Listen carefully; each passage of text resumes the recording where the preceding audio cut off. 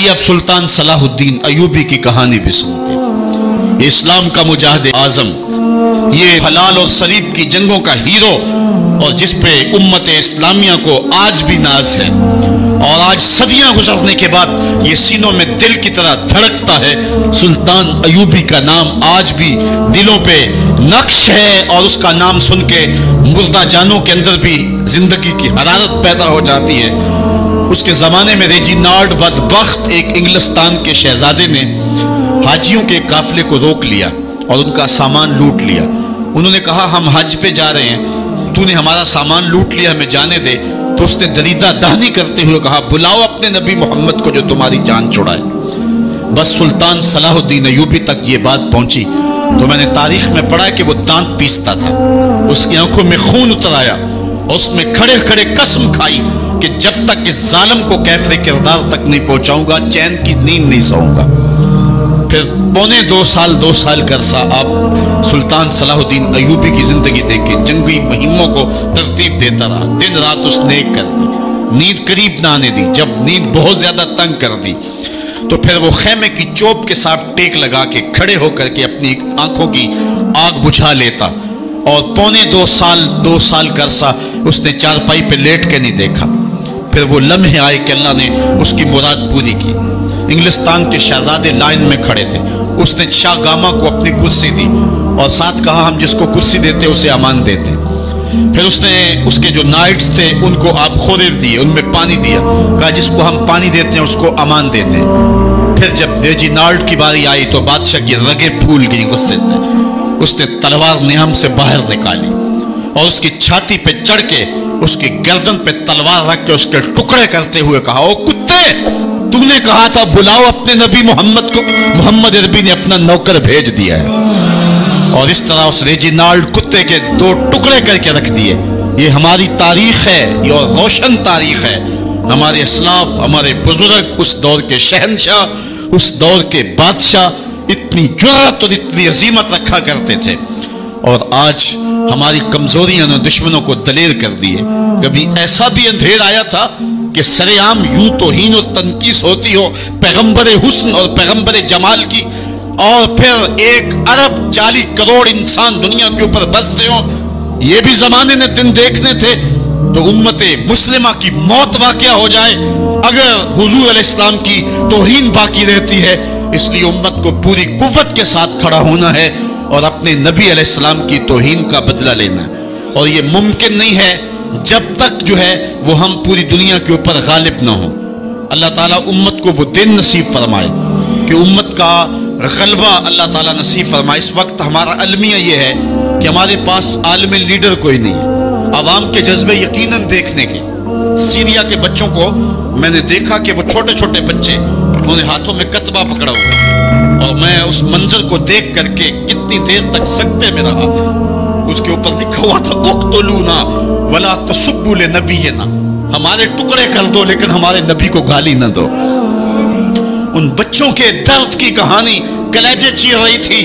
یہ محبتوں کا عالم، وہ اقبال نے کہا تھا چمن میں رخت گل شبنم سے تر ہے، چمن میں رخت گل شبنم سے تر ہے، سمن ہے سبزہ ہے باد سحر ہے، مگر ہنگامہ ہو سکتا نہیں گرم، یہاں کا لالا بے سوزے جگر ہے۔ اس وقت امت بے امام ہے، امت کے پاس جو ہے وہ کوئی ایسا شخص نہیں ہے جو امت کی رہنمائی کرے۔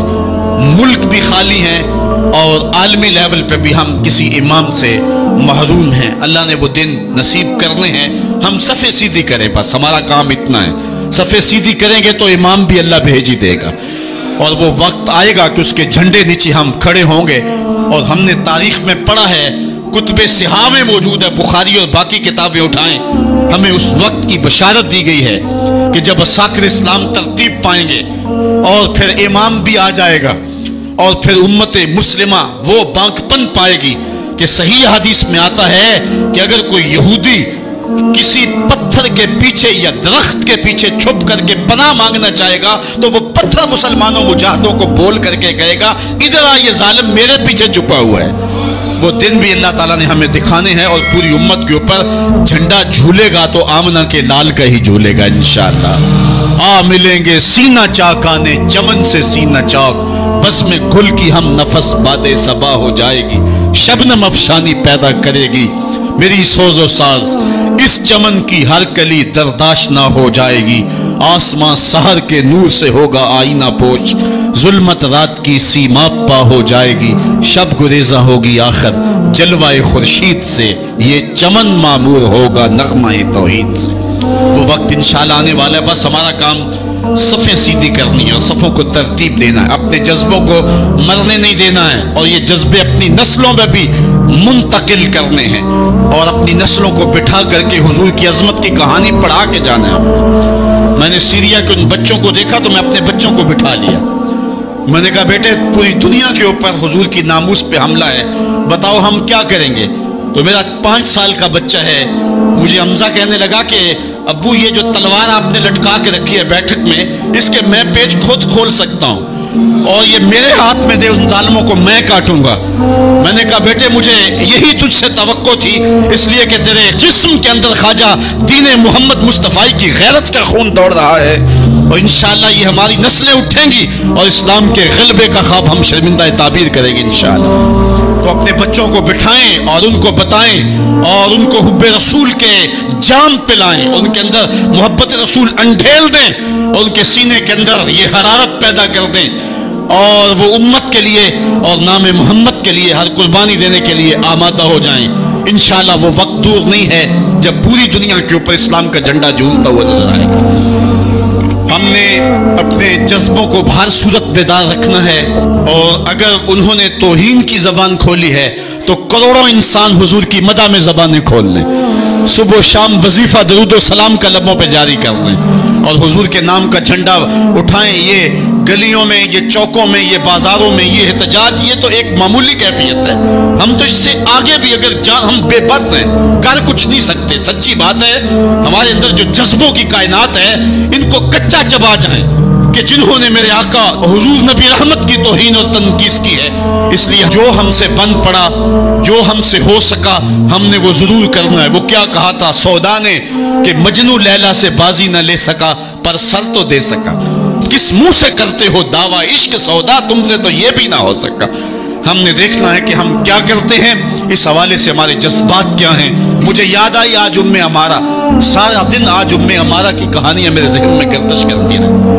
امارہ غزوہ احد کی نامور مجاہدہ ہیں کہ جب بھگدڑ مچی اور کچھ تو خون ہونے لگا اور عجیب کیفیت بن گئی، تو اس وقت حضرت امارہ خاتون ہے تو اس جنگ میں ساتھ آئی تھی، کس کام کے لیے آئی تھی کہ کوئی زخمیوں کی مرہم پٹی کروں گی، لیکن جب دیکھا کہ حضور تنہا ہے اور تیروں کی برسات ہو رہی ہے، امارہ تلوار لے کے میدان میں آ گئی، اور حضور نبی رحمت نے فرمایا کہ میں جدھر دیکھتا تھا مجھے امارہ ہی نظر آتی تھی، اگر ادھر سے حملہ ہوتا آگے امارہ کھڑی ہوتی، اگر ادھر سے حملہ ہوتا تو امارہ کھڑی ہوتی۔ میں کہتا ہوں امارہ تیرے نام پہ میری نسلیں قربان، جس نے محمد عربی کی آبرو کا پہرا دیا۔ اللہ اکبر۔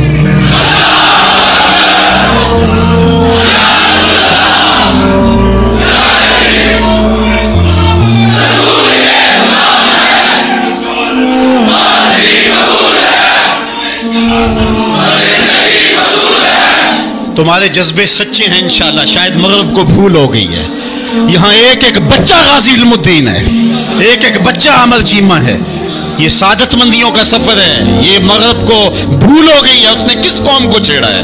ان کی غیرت مری ہوئی نہیں ہے، انہوں نے کچوکے دیے، زخم دیے، امت کو معاشی بحران میں مبتلا کر دیا۔ روز پیٹرول کے بم ہمارے اوپر گرتے ہیں لیکن ہم کبھی میدان میں نہیں آئے، لیکن سارے معاملات کے اندر ہم کمپرومائز کر سکتے ہیں، کمزوری بھی دکھا سکتے ہیں۔ اگر اس عنوان سے ہم کمزوری دکھائیں ہمارا بچتا ہی کچھ نہیں ہے، ہمارا سب کچھ نام محمد ہے۔ ہم نے ہر دور میں تقدیس رسالت کے لیے وقت کی تیز ہواؤں سے بغاوت کی ہے، چھوڑ کے سلسلہ رسم سیاست کا فسوں بس ایک نام محمد سے محبت کی ہے۔ ہم نے عہد غلامی کرنا ہے حضور علیہ السلام کے نام سے، اور انشاءاللہ یہ ہماری سعادت مندی ہے۔ ورنہ ہم نے وہ زمانہ بھی دیکھا ہے جس زمانے میں کوئی ایسا متنفس نظر نہیں آتا تھا جو حضور کے نام کا جھنڈا اٹھائے۔ یہ تاتاریوں کا دور ہے، جب بغداد کو اجاڑا گیا، امت کے سر کاٹے گئے، اور یہ حال تھا کہ منگول سردار نے کہا کسی مسلمان کا سر لاؤ، اپنے فوجیوں کو کہا یہ تمہارا سر کاٹ کے لگائیں گے۔ ایک مینار تعمیر کرنا ہے کھوپڑیوں کا، اور پھر مسلمانوں کا پتہ ڈھونڈتے ہوئے لوگ ہاتھ میں پیسے لے کے گھومتے تھے کہ کسی مسلمان کا پتہ دے دو، اس کا سر کاٹے، لیکن مسلمان ملتا نہیں تھا، کاٹ دیے گئے۔ دجلہ 3 دن تک خون بن کے بہتا رہا۔ یہ ہماری تاریخ ہے بغداد کی۔ اور پھر دجلہ کا بند توڑ دیا گیا، جو لوگ تہ خانوں میں چھپے تھے 1.25 لاکھ لاشیں ہم نے وہاں سے پھر نکالی۔ پھر وہ لمحے آئے کہ کوئی ایسا متنفس نظر نہیں آتا تھا جس کے ہاتھ میں اسلام کا جھنڈا ہو۔ ایک منگول سردار عیسائی ہو گیا، اس نے ایک عیسائی پادری کو بلایا اور کہا کہ اپنے مذہب کی تبلیغ کر تاکہ کچھ لوگ اور بھی ہمارے ہم نوا ہو جائیں۔ اس نے قسم پرسی کے سالم میں کہ اب کوئی شخص نہیں ہے جو اسلام کا نام لیوا ہو، تو اپنے خب سے باطنی کا اظہار کر دیا اور پیغمبر حسن و جمال حضور نبی رحمت کی توہین و تنقیص کا آغاز کیا۔ ابن حجر نے لکھا ہے کہ ایک کتا تھا جو خیمے کی چوب کے ساتھ بندھا ہوا تھا، جب اس نے توہین کا آغاز کیا تو اس نے بھونکنا شروع کر دیا۔ لوگوں نے کہا کہ یہ کتا تیری اس توہین کی وجہ سے بھونک رہا ہے۔ اس نے کہا نہیں ایسی کوئی بات نہیں، یہ کتا نسلی کتا ہے۔ واقعی وہ نسلی تھا، اور میرا ہاتھ کا اشارہ پا کے غیرت میں آ گیا ہے، کوئی ایسی بات نہیں ہے۔ اس نے پھر توہین کا آغاز کر دیا۔ تو ابن حجر نے لکھا ہے کہ اس کتے نے زنجیر تڑوا کر کے اس پادری کے گلے میں جا کے دانت گاڑ دیے اور چھوڑا تب جب اس کو واصل جہنم کر دیا۔ اس منظر کو دیکھ کے 70,000 اس فوج کے سپاہی اسلام کے دامن میں آ گئے۔